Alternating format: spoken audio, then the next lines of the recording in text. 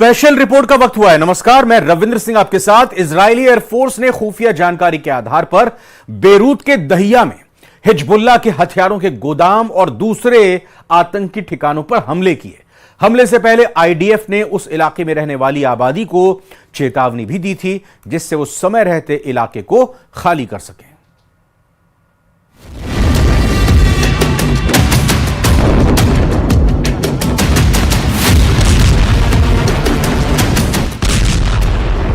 Lebanon में घुसी Israel की सेना।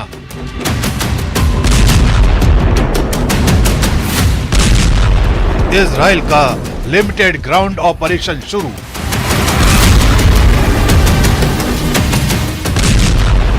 लेबनान बॉर्डर पर हिजबुल्लाह के कई ठिकाने तबाह।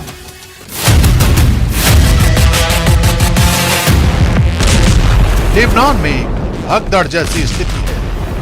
बॉर्डर पर सायरन बज रहे हैं, हवाई हमले हो रहे हैं, तो कहीं टैंक के गोले बरस रहे हैं। रात के अंधेरे में इजराइल की सेना दक्षिणी लेबनान में घुसी।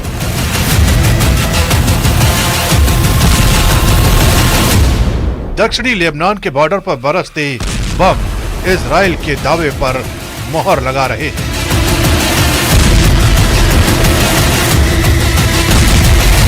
इजराइल ने युद्ध का फ्रंट लेबनान की तरफ मोड़ दिया है। अब युद्ध का एपिसेंटर गाजा से हटकर लेबनान हो गया है।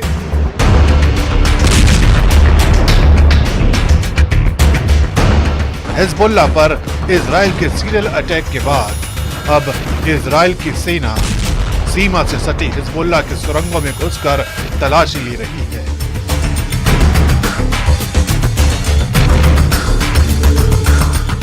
आईडीएफ के रडार पर इजराइल को लेबनान से अलग करने वाली ब्लू लाइन के पास हिजबुल्लाह की सुरंगें हैं।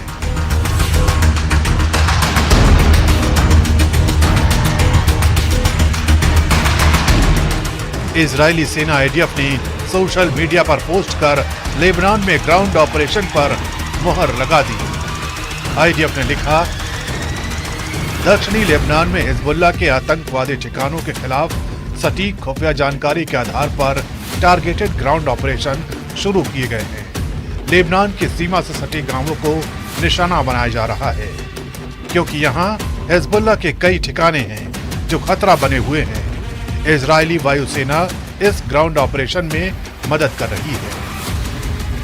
दक्षिणी लेबनान के गांवों और चट्टानी पहाड़ियों के नीचे हिजबुल्लाह ने अपना खतरनाक अड्डा बना रखा है। इजराइल से लड़ाई के लिए हिजबुल्लाह सालों से तैयारी कर रहा है। उसने जमीन के अंदर मीलों तक अपनी सुरंगों का जाल बिछा रखा है, जिसमें घातक मिसाइलों का भंडार जमा कर रखा है। हिजबुल्लाह की ये सुरंगें गाजा की हमास सुरंगों की तरह संकरी नहीं है, बल्कि ये इतनी चौड़ी हैं कि इनके अंदर मिसाइल लॉन्चर से लैस ट्रक चल सकते हैं। मिसाइलों से लदे ट्रक भी हिजबुल्लाह के सुरंग में चलते हैं। हिजबुल्लाह की सुरंगें बंकर, मिसाइल भंडार और कमांड सेंटर के बड़े नेटवर्क का हिस्सा है। ये सुरंगें मीलों तक फैली हैं, जिससे हिजबुल्लाह के लड़ाके निकलकर हमला करते हैं। यही वजह है कि इजराइल ने हिजबुल्लाह के चीफ नसरुल्लाह को मारने के बाद अब ऐसी जगहों को निशाना बनाना शुरू किया है, जिससे हिजबुल्लाह इजराइल पर जवाबी कार्रवाई नहीं कर सकी।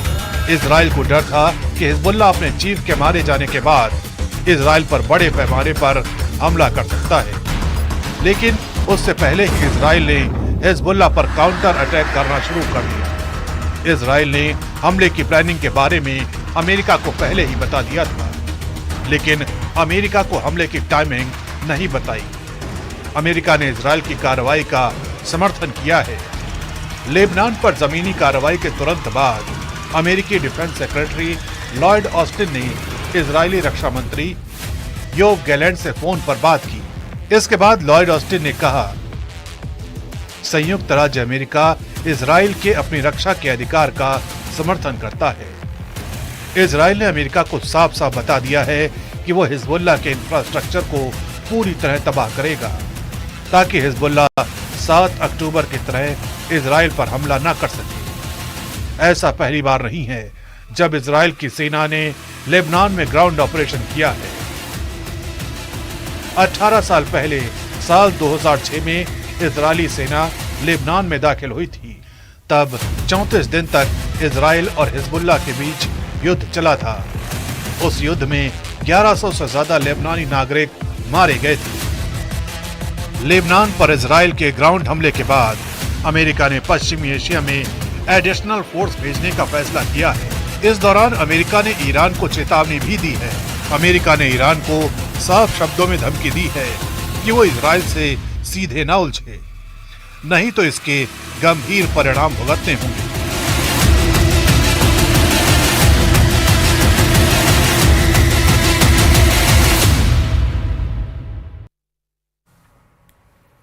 हिजबुल्लाह के चीफ हसन नसरुल्लाह को इजराइल की सेना अपने अंजाम तक पहुंचा चुकी है, लेकिन दुनिया यही समझना चाहती है कि आखिर कैसे हिजबुल्लाह के चीफ का सटीक पता लगाया जा सका, कैसे इजराइल की सेना को हसन नसरुल्लाह के छिपे होने की सही जानकारी लगी। इन्हीं सवालों के बीच ईरान के पूर्व राष्ट्रपति अहमदीनेजाद ने ईरान की खुफिया एजेंसी के भीतर मोसाद की घुसपैठ का दावा किया है।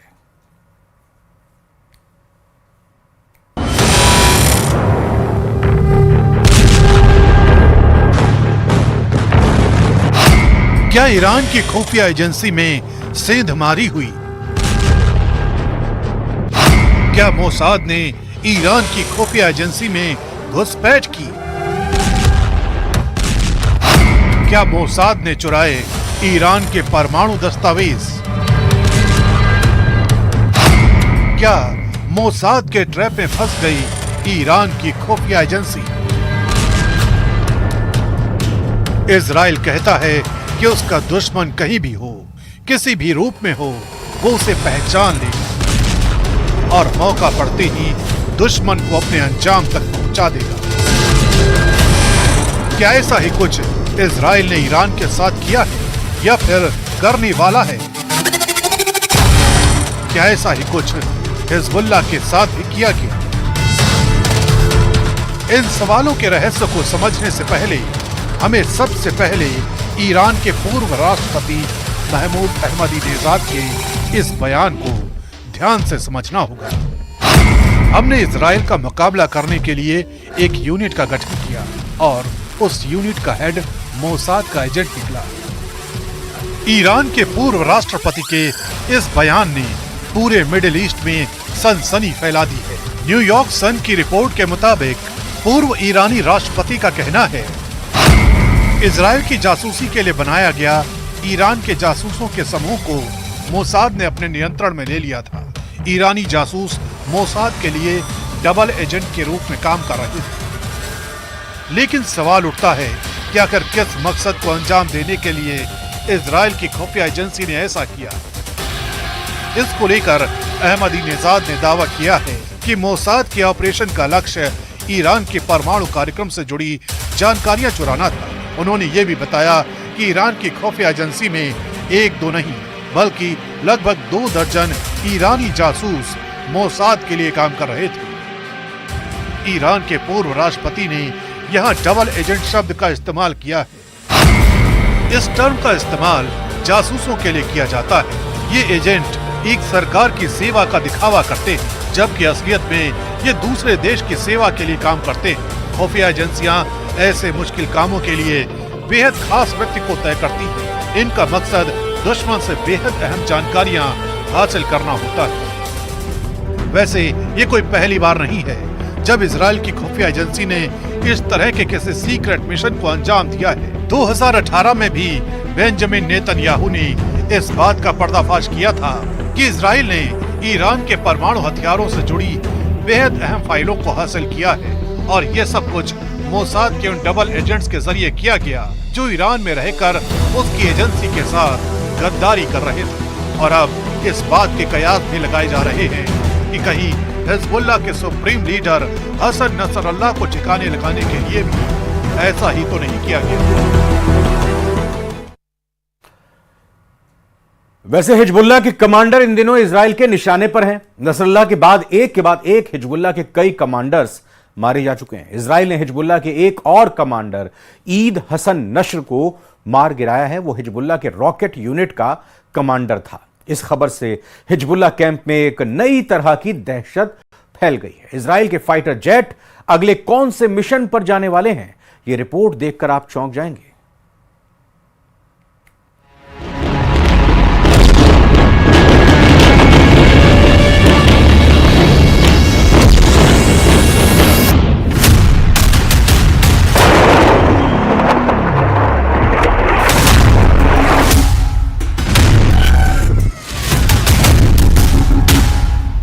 अभी तक दुनिया ने गजा के रफा से लेकर खान यूनुस और लेबनान में बैरूत के धमाके देखे हैं।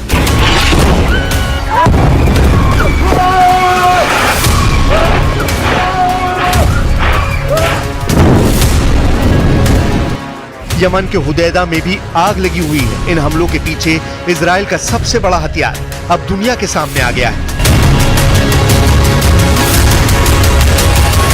नेतन्याहू ने फाइटर जेट दिखाया,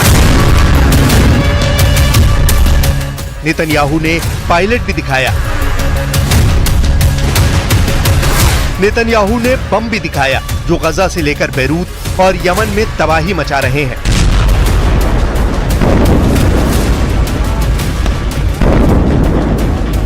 नेतन्याहू ने एयरफोर्स का कमांड सेंटर भी दिखाया जहां एक एक हमले की ब्रीफिंग हो रही है।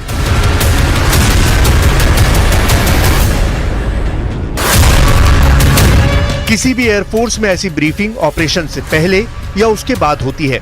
फाइटर पायलट्स के साथ कमांडर होते हैं। मिशन में जो टारगेट उड़ाए गए उन पर बात होती है। जो नए टारगेट सेट होते हैं उन पर रणनीति बनाई जाती है।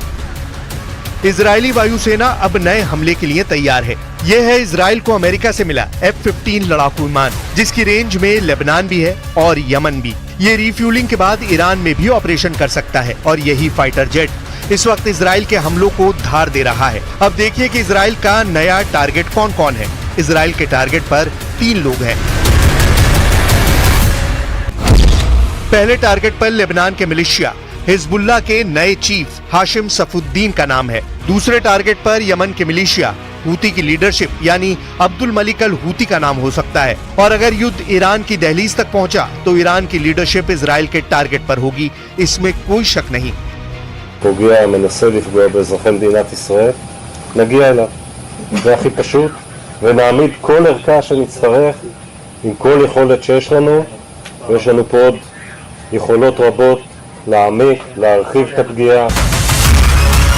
नेतन्याहू ने एयरफोर्स का वीडियो दिखाया तो इजराइल की मीडिया ने हिजबुल्लाह के डेप्यूटी चीफ शेख नईम कासिम का ये वीडियो दिखाया। ये वीडियो एक सीक्रेट लोकेशन का है। वीडियो में नईम कासिम को बार बार पसीना पोंछते देखा जा सकता है, यानी डर हिजबुल्लाह के नए बंकर तक पहुंच गया है।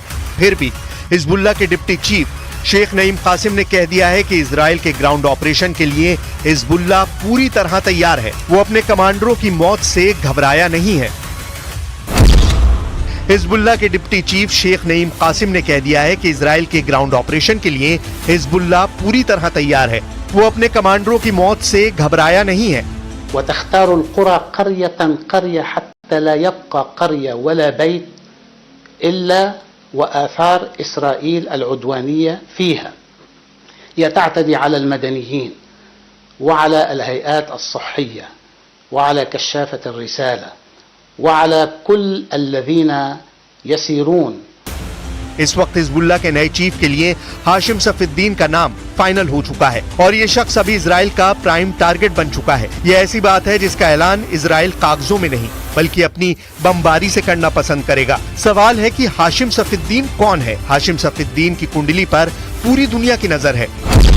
1964 में जन्मा सफुद्दीन हसन नसरुल्लाह का चचेरा भाई है। उसके पास हिजबुल्लाह के कार्यकारी परिषद की जिम्मेदारी है। ईरान के कौम में पढ़ाई करने वाले हाशिम सफुद्दीन को 90 के दशक से नसरुल्लाह के उत्तराधिकारी के तौर पर देखा जाता रहा है। अमेरिका ने सफुद्दीन को 2017 में आतंकी घोषित किया था। हिजबुल्लाह के नए चीफ के तौर पर सफुद्दीन के नाम का अभी तक ऐलान नहीं किया गया है। सवाल उठ रहे हैं कि क्या सफुद्दीन को डर है कि वो भी कहीं इजराइल की बमबारी का शिकार नहीं बन जाएगा? ولن نتحدث كثيرا فالكلام غدا لسيد المقاومة حيث تنجلي الأمور كلها ونكون أمام نمط جديد ومواجهة جديدة مع هذا العدو ليعرف أننا قوم لا نهزم. हाशिम सफीद्दीन की चेतावनी को इजराइल बहुत गंभीरता से ले रहा है। हिजबुल्लाह कैसे युद्ध लड़ता है ये इजराइल पहले भी देख चुका है, लेकिन इस बार इजराइल ने हिजबुल्लाह की पूरी लीडरशिप को खत्म करने का फैसला किया है, जबकि इजराइल का सबसे बड़ा समर्थक अमेरिका युद्ध नहीं बल्कि सीज फायर चाहता है।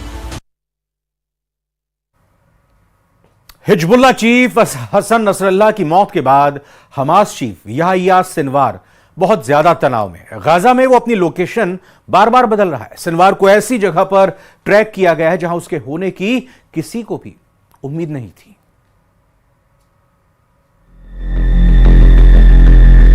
גם לגבי החטופים.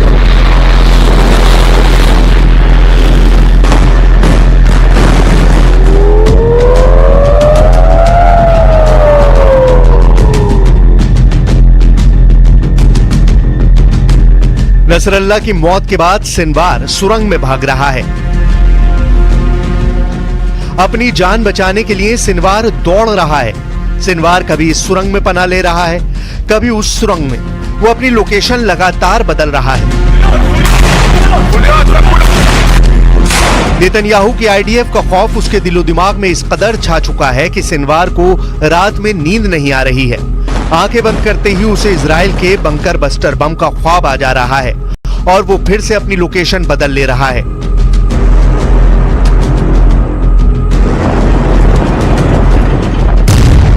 मारा गया नसरल्लाह, सिनवार का अगला नंबर।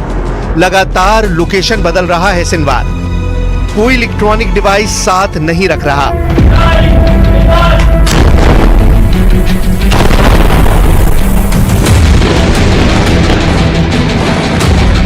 हमास चीफ अपनी ही खोदी सुरंगों में फंसकर रह गया है। सऊदी अरब के अल अरबिया चैनल ने एक रिपोर्ट में बताया कि नसरल्लाह की मौत के बाद याह्या सिनवार एक बार नहीं कई बार अपने ठिकाने बदल चुका है।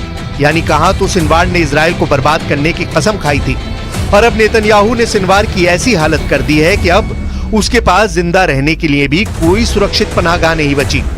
नेतन्याहू ने हमास की सबसे बड़ी ताकत यानी उसकी सुरंग में ही उसे कैद कर दिया है। नसरल्लाह को खत्म करने के बाद इशारों में नेतन्याहू ने सिनवार को भी बता दिया है कि उसके अच्छे दिन अब खत्म हो गए हैं।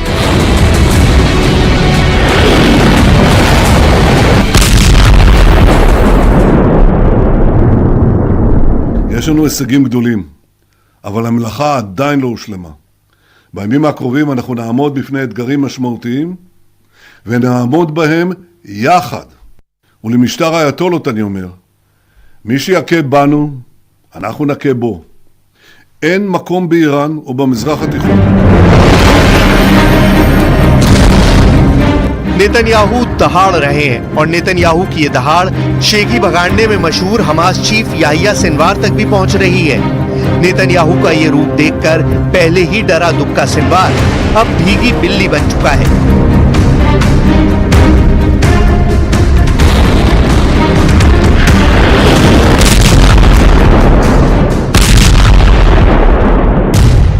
इस्माइल हानिया के बाद सिनवार ही इजराइल का सबसे बड़ा टारगेट है। इजराइल का पहला दावा है कि उसने गाजा के बॉर्डर के आसपास 80% सुरंगों को पूरी तरह तबाह कर दिया है। यानी गाजा से बाहर जाना अब सिनवार के लिए मुश्किल है।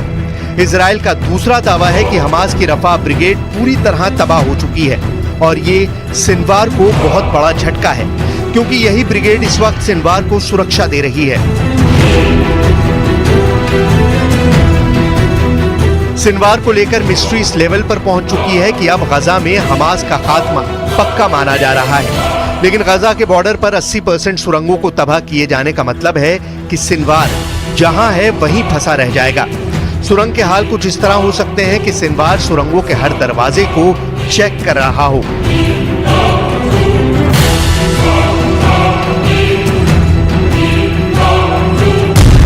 जब वो सुरंग नंबर 1 के दरवाजे पर जाता हो तो वहां पता चलता हो कि दरवाजा इजराइल के हमले में सील हो चुका है। वो सुरंग नंबर 2 के दरवाजे पर भी गया हो, वहां भी सील मिला हो। सिनवार सुरंग नंबर 3 के दरवाजे पर भी गया, लेकिन वहां रास्ता बंद मिला। सुरंग नंबर 4 में भी सिनवार को यही मायूसी मिली। उसकी उम्मीद दूसरे रास्तों पर टिकी है, लेकिन सुरंग नंबर 5 वाला एग्जिट डोर भी बंद है, क्योंकि इजराइल का दावा है कि 80% सुरंग तबाह कर दी गई है। सिनवार जहां भी है, जैसा भी है, ये बात तय है कि वो फंसा हुआ है। उसके बाहर निकलने का मतलब मौत है और उसके सुरंग में फंसे रहने का मतलब भी मौत माना जाएगा। लेकिन इस्माइल हानिया की हत्या के बाद सिनवार के सिर पर अब ऐसी जिम्मेदारी डाल दी गई है जो हमास का कोई और कमांडर उठाना नहीं चाहता।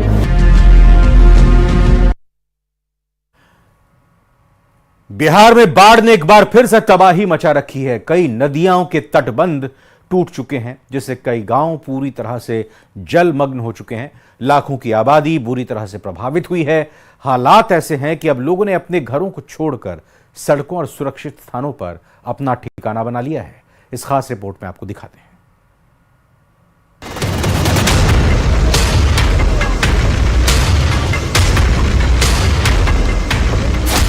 बिहार में बाढ़ से तबाही।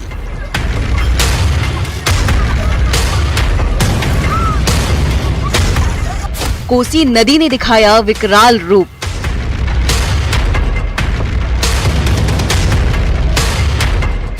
सीतामढ़ी से सुपौल, मधुबनी से सारण तक तबाही।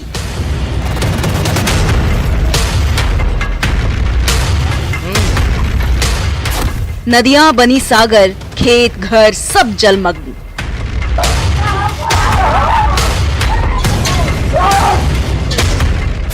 सड़क पर जिंदगी, आफत में जान।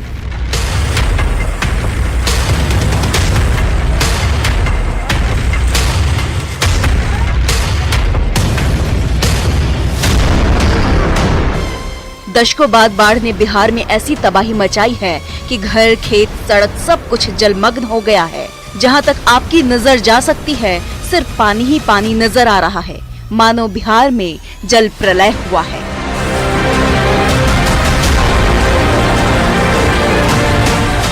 बाढ़ की और अब आज सड़क की कहानी में हम आपको दिखाएंगे वो रास्ते जिन्हें देखकर लगता है मानो विकास ने बीच रास्ते में ही दम तोड़ दिया हो। जी हां, हम बात कर रहे हैं आपके अपने शहर पोकरण की शानदार सपनों की सड़कों की। माफ कीजिएगा, हम थोड़ा बहक गए। वैसे तो शहर को परमाणु नगरी का दर्जा मिल चुका है, लेकिन बदहाल सड़कों की हालत देखकर ऐसा लगता है प्रशासन ने तय कर लिया है कि पब्लिक की जिंदगी में थोड़ा रोड एडवेंचर देना जरूरी है। सावधान, आगे सड़क नहीं, सड़कें बदहाल या सिस्टम, हादसों के गड्ढे या सड़क। ये मॉनसून की विदाई का समय है, लेकिन पब्लिक की सड़क पर मुसीबतें कम होने का नाम नहीं ले रही।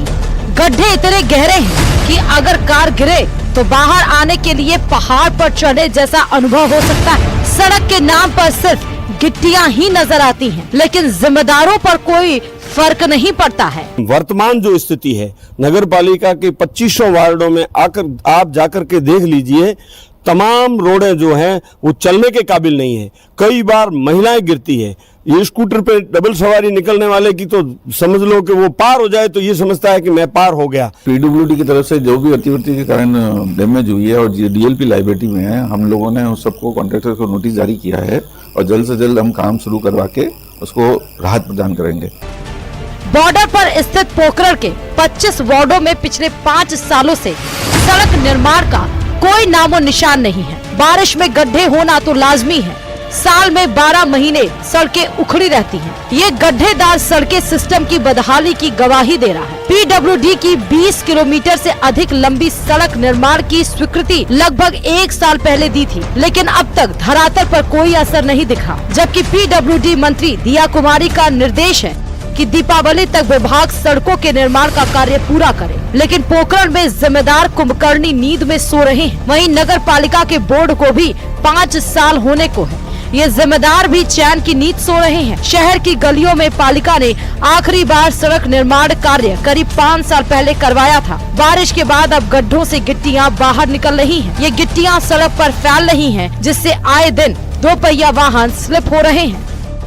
पोखरण में जो सड़कें हैं उनकी खस्ता हाल है, जगह जगह गड्ढे हो चुके हैं, आम जन बहुत परेशान है। पोखरण क्षेत्र की जो सड़कें हैं वो बिल्कुल विकास के नाम पर एक धंधा चल रहा है, यही माने तो हम यही ठीक है बोले तो, क्योंकि मैं खुद स्कूटी चलाती हूँ, स्कूटी में गिरने का कितनी बार भय हो चुका है, मैं खुद गिरते गिरते कई बार बची हूँ, क्योंकि यहाँ पे जो सड़कें हैं टूटी फूटी कहीं से। पोखरण शहर में कई स्थानों पर रोड खराब हो चुकी है, लेकिन पैच वर्क की कोई सुध नहीं ली जा रही, लेकिन जिम्मेदारों को इससे कोई फर्क नहीं पड़ता है। उधर खराब सड़कों ने दो पहिया वाहन चालकों का खर्च भी बढ़ा दिया है। शॉकर के साथ टायरों को भी खासा नुकसान पहुंच रहा है। पोखरण की जनता अब सवाल उठा रही है कि कब तक उन्हें इन टूटी सड़कों पर सफर करना होगा।